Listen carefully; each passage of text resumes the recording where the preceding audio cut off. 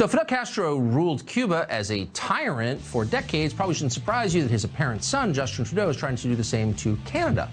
Justin Trudeau has jailed one of the leading organizers of the Canadian Freedom Convoy, which committed no violence. It formed to protest his lunatic vaccine mandates. We're getting an update on that case because we think it informs what's happening in our country. That's straight ahead. For decades, Americans used to make fun of Canada for being boring. Oh, it's all Molson and sled dogs, the great white waste of time. All right, well, things got pretty exciting in Canada when it descended into authoritarianism.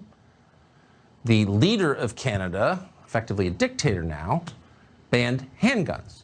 He also outlawed freedom of speech. Earlier this year, Justin Trudeau's government arrested a woman called Tamara Lich. Her crime was organizing a protest against vaccine mandates, not hurting anybody, speaking her views. Here she was in February.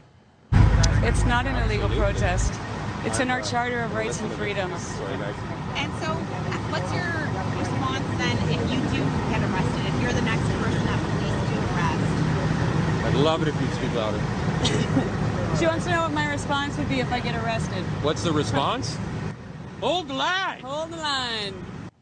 So for complaining about Justin Trudeau's complete mismanagement of his once great country, she was jailed for 18 days. Then when she was released on bail, Justin Trudeau had her jailed again. Why? What was the crime? Well, she appeared in a photograph with someone Justin Trudeau doesn't like. Thankfully, there is at least one check or balance left in Canada. Wednesday, a judge ordered her released from jail. Keith Wilson is her attorney. He joins us now. Mr. Wilson, thanks so much for coming on. So are we overstating or oversimplifying what happened to your client? Did she commit some violent crime that we're not aware of? No, she committed the most minor crime that we have in our criminal code, Tucker, and it's called the crime of mischief. It's the same crime that the police, if they find teenagers misbehaving in a park, they'll threaten them with to get them to go home and back to the basement.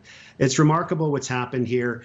As you know well, our prime minister has expressed admiration for two different government systems in the world. One is communist China, and the other is his dear friend, or perhaps more, the Castro's Cuba. And we're no longer the true north, strong and free. No longer a free country, and I say that with great sadness as a genuine admirer of Canada. So I wonder, is anyone noticing? I mean, if your prime minister jails a woman and tries to keep her there without bail because she complained about him, that seems like a human rights violation of the most serious magnitude. Has anyone said anything about this? Well, it's more than a human rights violation, as you can appreciate, and what Americans need to understand is this is a deliberate attempt by the Trudeau government to intimidate Canadians. Look what Tamara did.